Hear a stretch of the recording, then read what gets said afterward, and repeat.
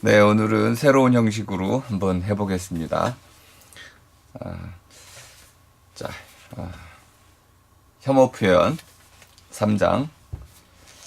혐오 표현을 집단 명예훼손이라고 불러야 하는 이유. 51쪽. 자, 혐오 표현을 우리가 좀 중립적인 감정에 관한 표현이라고 말할 수 있을까요? 아니면은 혐오라는 표현 자체는 좀 금기시 되어야 할 그런 아주 부정적인 그런 표현일까요? 예를 들어서 황제 시대에는 황제의 이름이 들어가는 이름에 들어가는 낱말을 자기 이름으로 쓸 수가 없었습니다. 또 독재 시대에는 독재자와 관련된 어떤 그 우스꽝스러운 표현이나 행위조차도 금기시됐던 시절이 있습니다. 자, 그렇다면 혐오라는 표현은 하나의 감정 표현이지만 사회적으로 금기시 될 수 있는 그런 것인지, 아니면 이미 그런 황제 또는 교황 또는 독재의 시대는 갔고 모든 사람이 자유롭게 자신의 생각을 마음껏 표현할 수 있는 그런 민주주의의 시대가 왔는데, 이런 혐오 표현 자체를 사회적으로 금기시하는 것은 불가능하고, 또 오히려 그것 자체가 큰 폐단을 낳을 수 있을 거라고 봅니다. 과연 혐오 표현이라는 것이 어떤 증오 범죄, 예를 들어 증오 범죄는 그 증오심에 의해서 물리력을 폭력을 행사하는 것, 이것을 주로 증오 범죄라고 정의합니다. 증오라는 것이 하나의 어떤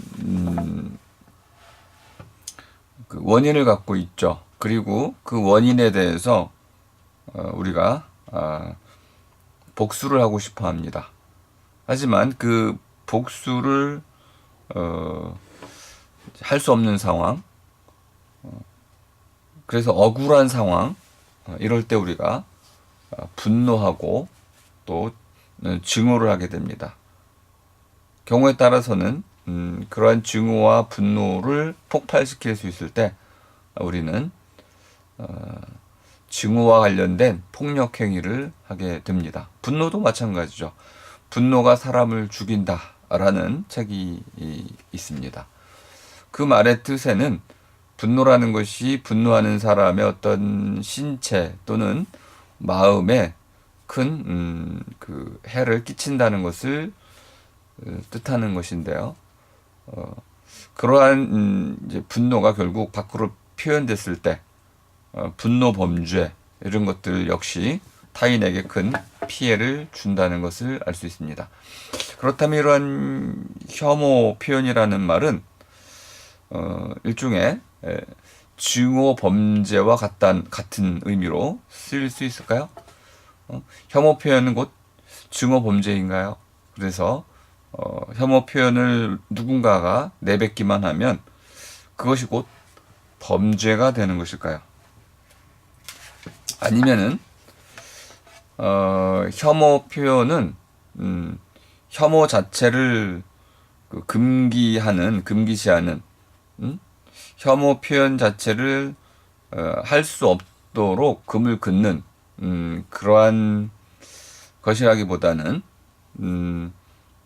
혐오 표현이 어떤 그 효과, 다른 사람들을 선동한다든지 다른 사람들에게 어떤 악행을 조장시키는 방식으로 잠재적으로 부정적인 또는 악의 효과를 낳을 수 있을 때, 예를 들어서 우리가 이제 운전이 이 잠재적으로 큰 사고를 일으킬 수 있고 그것으로 누군가의 생명을 앗아갈 수 있기 때문에 음주운전을 우리가 금지시키고 처벌하는 것처럼 혐오 표현도 누군가에게 큰 해를 끼치고 또 그것이 사회적인 큰 혼란을 불러일으켜서 결과적으로는 누군가의 생명을 앗아갈 수 있을 때 우린 그것을 금기 또는 금지 처벌할 수 있지 않을까. 뭐 이런 게 바로 혐오 표현이란 말 속에 담겨 있는 어떤 함축이라고 볼 수 있습니다. 그리고 이러한 그 혐오 표현이 그 이제 공론장, 공공 장소에서 그 공표가 됐을 때 그것이 불러일으킬 어떤 악행 이런 것들은 충분히 예측 가능할 수 있습니다. 그런데 이제 문제가 하나 있습니다. 이렇게 혐오 표현이 예측 가능한 어떤 악행, 이것 때문에 금기시할 수 있을지라도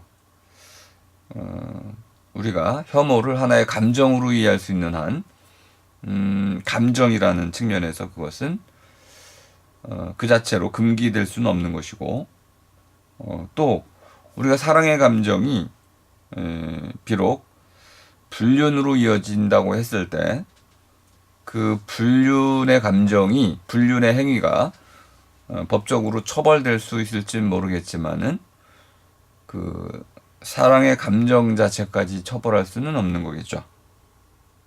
그렇다면 혐오라는 감정도 그것이 적절한 수준에서 이루어진다면 또는 사적으로 마음 속에서만 이루어진다고 한다면은 그 혐오 감정을 갖고 있다고 해서 그 자체로 우리가 처벌할 수는 없을 겁니다. 그렇다면은 어떤 감정은 그 자체로 처벌되는 게 아니고 그 감정의 기초에서 어떤 잘못된 범법적인 악행이 저질러졌을 때 그 행위의 결과에 대해서 처벌을 해야 되는 거군요. 하지만 이렇게 말할 수도 있습니다. 혐오라는 감정이 생겨나기만 하면 곧바로 혐오로 말미암은 악행이 저질러진다고 뭐 인과적 관계가 있다고 한다면 우리는 그 원인을 제거하는 방식으로 혐오의 감정을 잘라버리거나 지워버릴 수 있어야 하겠습니다. 명상을 통해서 혐오의 감정을 누그러뜨리면 혐오 범죄는 당연히 줄겠죠.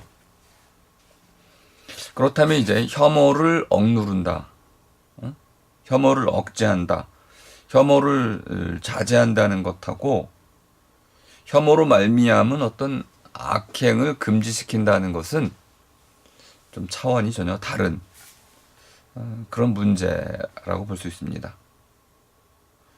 그렇다면 혐오라는 것을 우리가 세 차원으로 나누었을 때 더러운 또는 썩은 음식을 이제 꺼린다는, 먹기를 꺼린다는 것, 이런 것들은 하나의 꺼림의 감정, 그것은 금지해서는 또 안 되는 거겠네요. 또 싫어하는 것도 마찬가지입니다. 발 냄새를 싫어한다. 그 싫어하는 것을 못하게 하는 것도 불가능할 것입니다.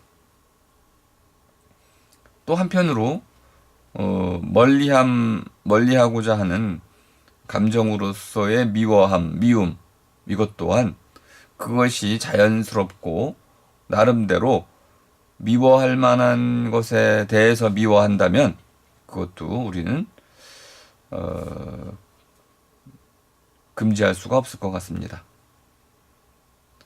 그러니까 어떤 꺼림, 싫어함, 미워함 또는 질려버림 또는 물렸음, 그래서 더 이상 하려고 하지 않음, 또는 누군가의 어떤 행동에 대해서 그것을 싫어해서 좋아하지 않아서 뜻이 맞지 않아서 그것을 이제 물리치는 행위 이런 것들은 그 자체로 하나의 그 의사소통 행위 과정으로 볼 수가 있을 것입니다. 꺼려하고 미워하는 것, 꺼미움이라고 할 수 있는 멀리하고 밀쳐내는 것들은 징그러운 것들을 밀쳐내는 것은 어쩌면 당연한 것입니다. 그렇다면 이제 우리가 그 금기해야 할 것이 무엇인지를 좀 한정할 필요가 있습니다. 감정으로서의 혐오는 그것이 적절한 수준이든 또는 극단적인 그 수준으로 치닫든지 간에 그것은 개인의 자율성에 맡겨지는 것이고요. 혹시 그것을 자제하거나 억눌리고 싶어 한다 하더라도 그것은 설득의 대상이지 처벌의 대상은 아닐 겁니다. 그렇다면 이제 우리가 사회적으로 어떤 혐오와 관련된 내용을 이제 제지하려고 한다면은 그것은 좀 그 자체가 범죄적 성격을 갖고 있어야 합니다. 범죄적 성격이라는 것은 누군가에게 돌이킬 수 없는 피해를 끼친다는 것이죠. 그러니까 감정적 혐오는 금지될 수 없고 불법적이거나 범죄적 악행으로 이어지는 혐오 행동만이 금지될 수 있습니다. 독재를 혐오한다. 또 범죄자, 중범죄에 대해서 그런 범죄를 혐오한다. 이런 것들은 충분히 우리가 긍정적으로 볼 수도 있을 것입니다. 다만 이때 우리가 혐오라는 말을 쓸 수 있는지는 좀 더 신중히 고민해 봐야 됩니다. 독재를 혐오하는 것이 아니고 독재에 저항하고 독재에 반대하고 독재를 물리치려 하는 것이죠. 그러니까 혐오라는 말은 이때 좀 잘못 쓰인 표현입니다. 혐오라는 것은 그것이 자연스러운 감정이기 때문에 금지될 수는 없지만 혐오의 감정이 그 다른 사람에게 표현됐을 때 만약 그 표출이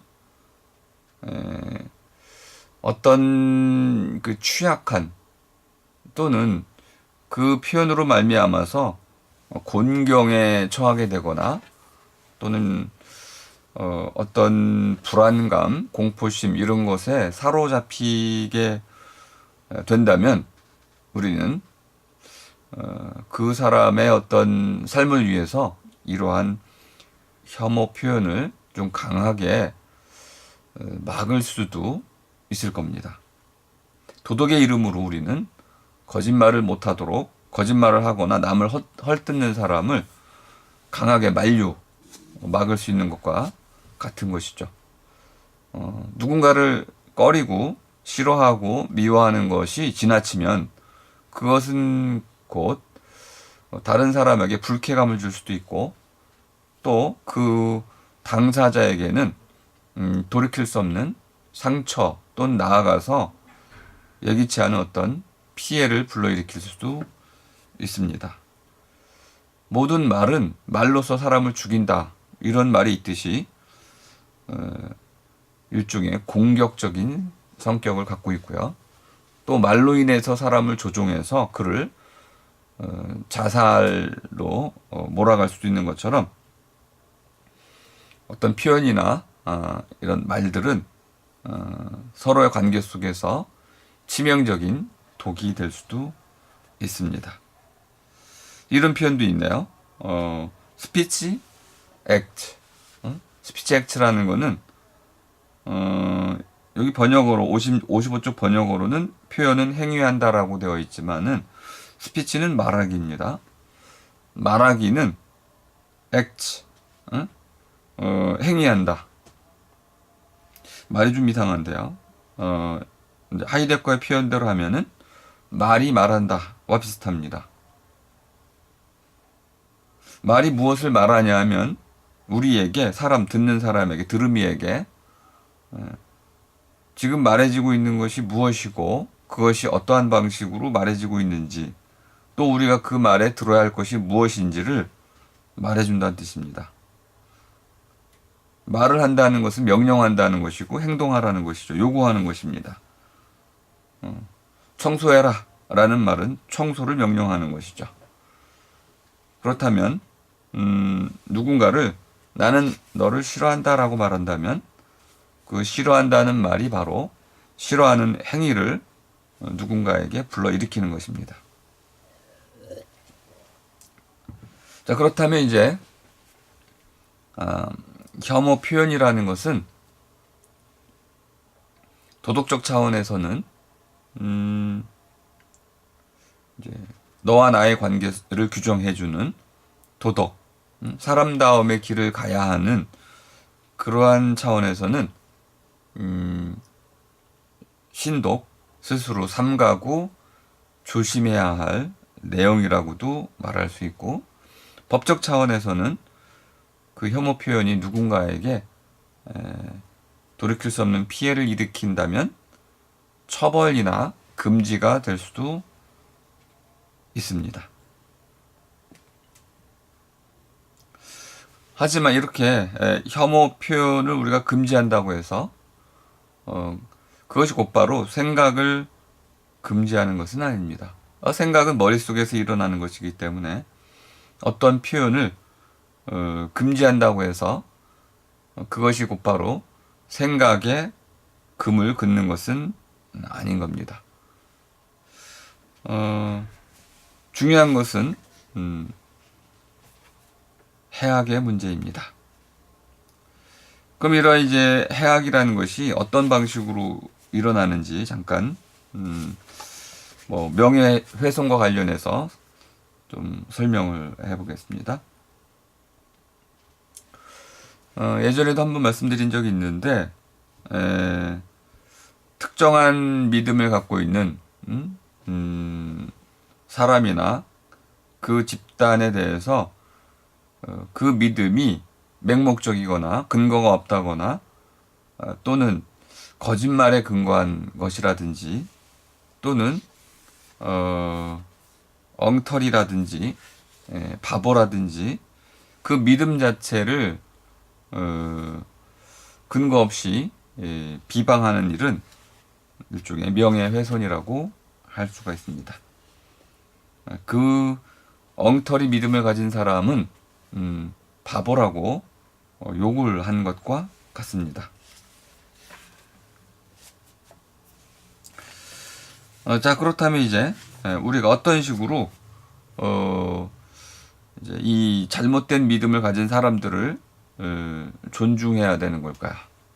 우린 누구나 다 잘못된 말을 할 수가 있습니다. 거짓말을 할 수도 있습니다. 그것은 일종의 우리의 그 유한성이기도 하고 또 한편으로는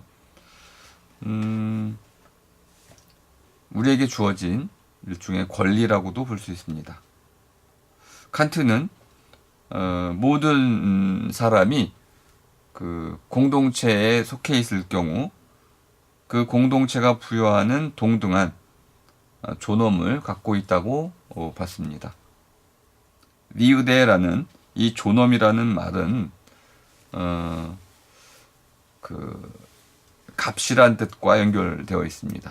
다움, 됨됨이, 누군가가 누려야 할 어떤 그 자리, 그것이 바로 존엄이라는 것이죠.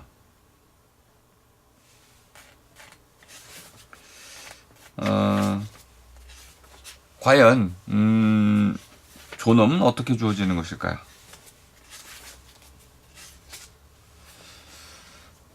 서로가 서로에게 평등하다는 것을 인정할 때 존엄이 주어집니다. 길을 가던 두 사람이 부딪혔는데 한 사람이 다른 다른 사람이 자기를 비껴가지 않고 부딪혔다는 이유 하나로 그에게 폭력을 행사했다면 그것은 상대를 존중하지 않는 태도입니다. 존중한다는 것은 떠받든다는 것을 뜻하는 것인데 기본적으로 남을 자기와 똑같이 여긴다는 것을 의미합니다.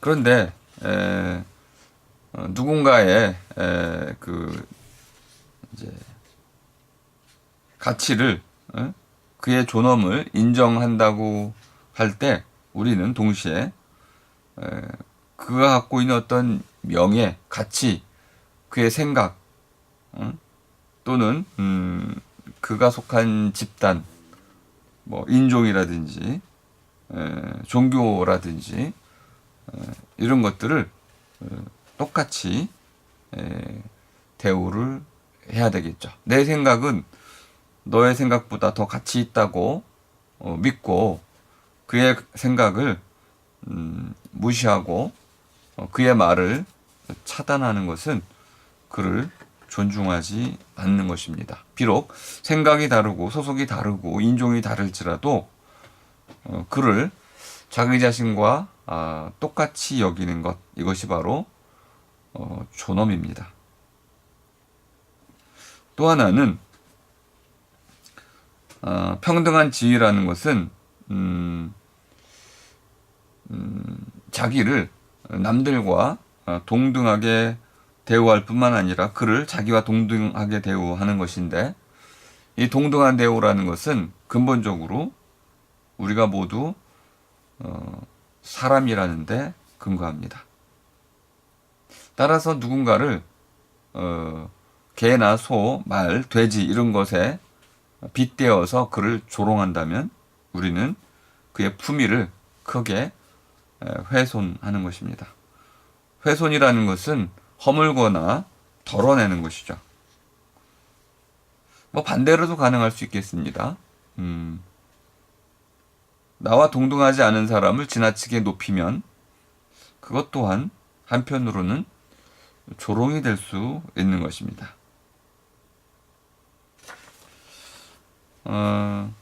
우리가 이렇게 서로의 그 똑같음, 사람다움이란 측면에서, 사람이란 측면에서 서로가 서로를 똑같이 여기는, 그리고 서로를 사람으로 살 수 있게 해주는 서로 살림의 이러한 태도를 유지한다면은 우린 분명 서로를 존엄하고 존엄한 가치로 인정하게 되는 것입니다.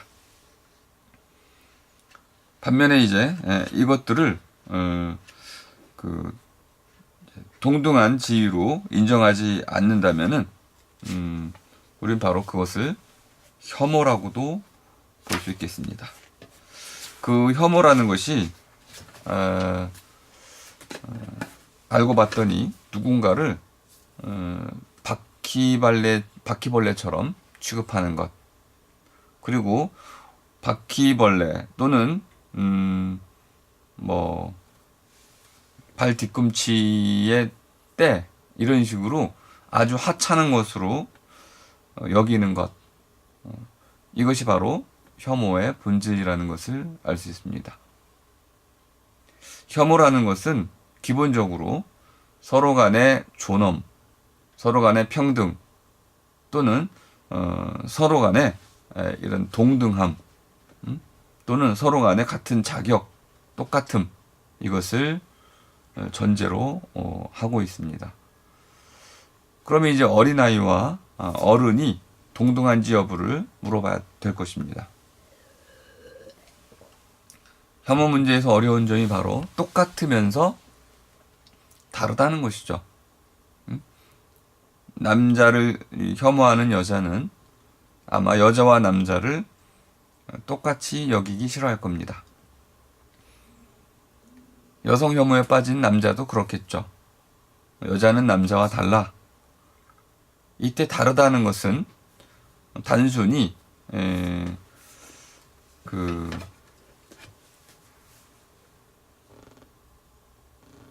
사이를 갖는다는 정도가 아니고 갈라놓아야 한다는 것입니다. 갈라놓는 가름되는 성별인 것이죠. 그리고 갈라놓이는 자리는 높낮이가 있을 겁니다. 먼저와 나중이라는 것도 있을 수 있고요. 우대와 천대라는 개념으로도 이해할 수 있습니다. 중시하는 사람이 있고 또 무시하는 사람이 있겠죠. 혐오라는 것은 이렇게 어떤 사람들을 자기와 동등히 여기지 않고 부당하게 그를 자기보다 낮추고 하찮게 여기고 그를 깎아내리거나 그로써 그를 마치 바퀴벌레처럼 함부로 다루는 것, 이것이 바로 혐오입니다. 그러면 이제 그를 그에 걸맞게 대우하지 않는 것이므로 우리는 동등한 대우를 요구할 수가 있을 것입니다. 동등한 대우를 하지 않는다는 것은 나를 모욕하는 것이고 모멸감을 주는 것이기 때문에 그 자체로 감정적 피해를 주는 것입니다. 그리고 감정적 피해가 누군가에게 실질적인 평가절하 또는 심사에서의 부당한 탈락, 이렇게 하나의 진입장벽과 같은 것으로 부당한 불이익을 끼치게 만들었다면은 그것은 좀 범죄적인 것이다 라고도 볼 수 있겠습니다. 자, 오늘은 이렇게 간단히 이제 혐오라는 감정과 혐오라는 표현이 어떤 지점에서 갈리는지 그것을 좀 짧게 말씀을 드려봤습니다. 고맙습니다. 마치겠습니다.